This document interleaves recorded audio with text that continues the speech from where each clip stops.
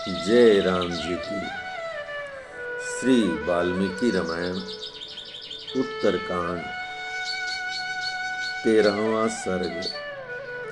रावण द्वारा बनवाए गए सेनागार में कुंभकर्ण का सोना, रावण का अत्याचार, कुबेर का दूत भेजकर उसे समझाना तथा कुपित हुए रावण का उस दूत को मार डालना। अगस्त जी कहते हैं, रघुनंदन, तदंतर कुछ काल बीतने पर लोकेश्वर ब्रह्मा जी की भेजी हुई निद्रा जम्भाई आदि के रूप में मूर्तिमती हो कुंभकर्ण के भीतर तीव्र वेग से प्रकट हुई। तब कुंभकर्ण ने पास ही बैठे हुए अपने भाई रावण से कहा, राजन, मुझे नींद सता रही है, अतः मेरे लिए शयन करने के योग्य घर बनवा दें। यह सुनकर राक्षस राज ने विश्वकर्मा के समान सुयोग्य शिल्पियों को घर बनाने की आज्ञा दी। उन शिल्पियों ने 2 योजन लंबा और 1 योजन चौड़ा चिकना घर बनाया, जो देखने योग्य था। उसमें किसी प्रकार की बाधा का अनुभव नहीं होता था। उसमें सर्वत्र स्फटिक मणि एवं सुवर्ण के बने हुए खंभे लगे थे, जो उस भवन की शोभा बढ़ा रहे थे। उसमें नीलम की सीढ़ियां बनी थीं, सब ओर घुंघरूदार झालरें लगाई गई थीं। उसका सदर फाटक हाथी दांत का बना हुआ था और हीरे तथा स्फटिक मणि की बेदी एवं चबूतरे शोभा दे रहे थे। वह भवन सब प्रकार से सुखद एवं मनोहर था। मेरु की पुण्यमयी गुफा के समान सदा सर्वत्र सुख प्रदान करने वाला था। राक्षस राज रावण ने कुंभकर्ण के लिए ऐसा सुंदर एवं सुविधाजनक सेनागार बनवाया।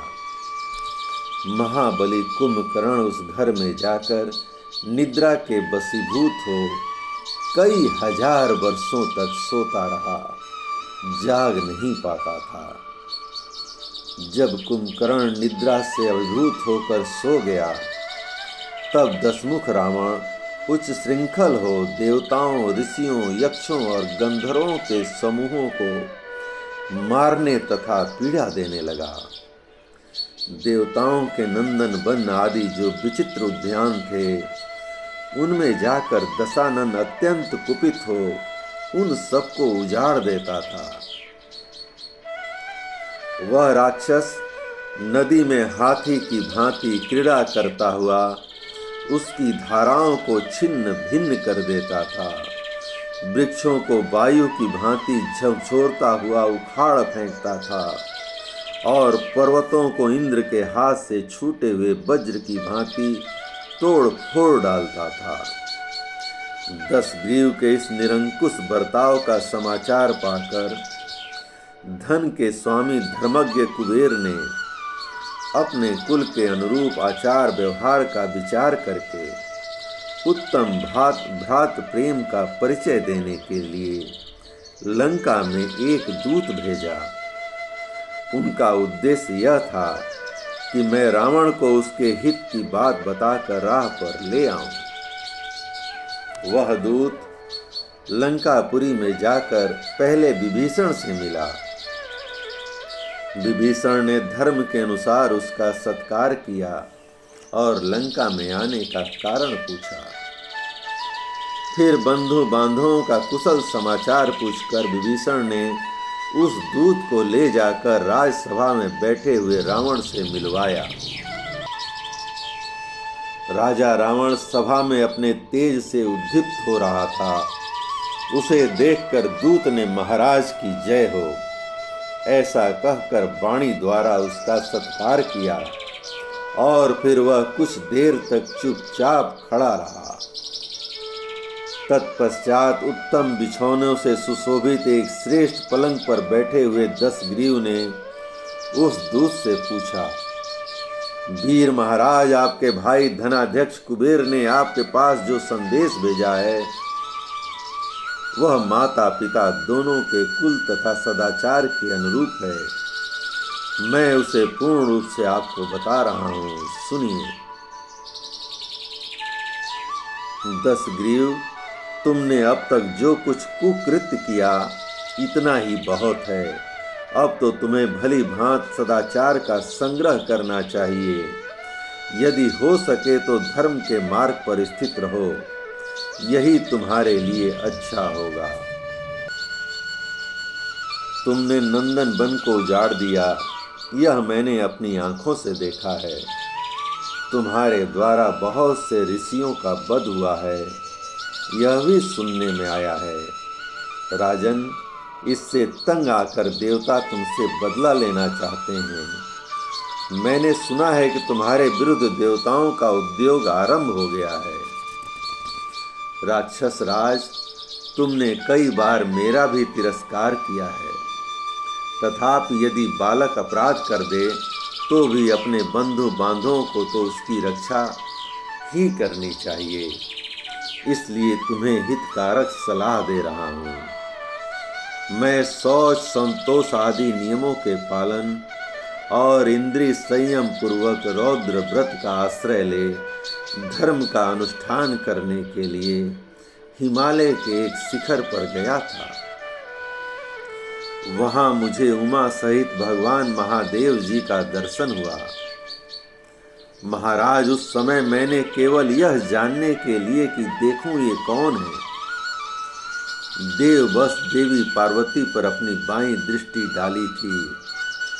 निश्चय ही मैंने दूसरे किसी हेतु से विकार युक्त भावना से उनकी ओर नहीं देखा था।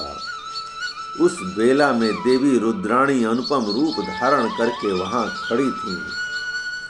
देवी के दिव्य प्रभाव से उस समय मेरी बाईं आंख जल गई और दूसरी आंख भी धूल से भरी हुई सी पिंगल बण की हो गई। तदंतर मैंने पर्वत के दूसरे विस्तृत तट पर जाकर 800 वर्षों तक मौन भाव से उस महान व्रत को धारण किया।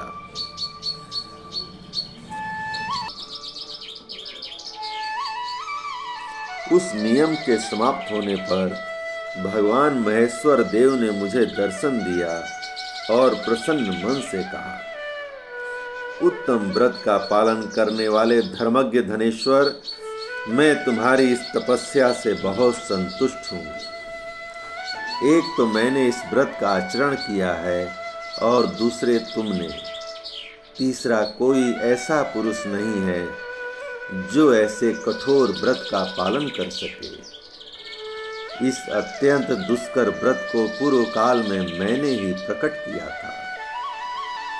अतः सौम्य धनेश्वर, अब तुम मेरे साथ मित्रता का संबंध स्थापित करो। यह संबंध तुम्हें पसंद आना चाहिए। अनघ, तुमने अपने तप से मुझे जीत लिया है, अतः मेरा मित्र बनकर रहो। देवी पार्वती के रूप पर दृष्टिपात करने से देवी के प्रभाव से जो तुम्हारा बायां नेत्र जल गया और दूसरा नेत्र भी पिंगल बण का हो गया, इससे सदा स्थिर रहने वाला तुम्हारा एकाक्ष पिंगली यह नाम चिर स्थायी होगा। इस प्रकार भगवान शंकर के साथ मैत्री स्थापित करके उनकी आज्ञा लेकर जब मैं घर लौटा हूँ, तब मैंने तुम्हारे पापपूर्ण निश्चय की बात सुनी है। अतः अब तुम अपने कुल में कलंक लगाने वाले पाप कर्म के संसर्ग से दूर हट जाओ, क्योंकि ऋषि समुदाय सहित देवता तुम्हारे वध का उपाय सोच रहे हैं। दूत के मुंह से ऐसी बात सुनकर दशग्रीव रावण के नेत्र क्रोध से लाल हो गए। वह हाथ मलता हुआ दांत पीस कर बोला, दूत, तू जो कुछ कह रहा है उसका अभिप्राय मैंने समझ लिया। अब तो न तू जीवित रह सकता है और न वह भाई ही जिसने तुझे यहाँ भेजा है। धन रक्षक कुबेर ने जो संदेश दिया है वह मेरे लिए हितकर नहीं है। वह मूढ़ मुझे डराने के लिए महादेव जी के साथ अपनी मित्रता की कथा सुना रहा है। दूत, तूने जो बात कही है यह मेरे लिए सहन करने योग्य नहीं है। कुबेर मेरे बड़े भाई हैं, अतः उनका वध करना उचित नहीं है। ऐसा समझकर ही मैंने आज तक उन्हें क्षमा किया है, किंतु इस समय उनकी बात सुनकर मैंने यह निश्चय किया है कि मैं अपने बाहुबल का भरोसा करके तीनों लोकों को जीतूंगा।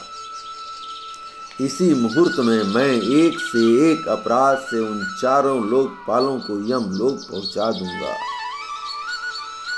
इसी मुहूर्त में मैं एक के ही अपराध से उन चारों लोकपालों को यमलोक पहुंचाऊंगा।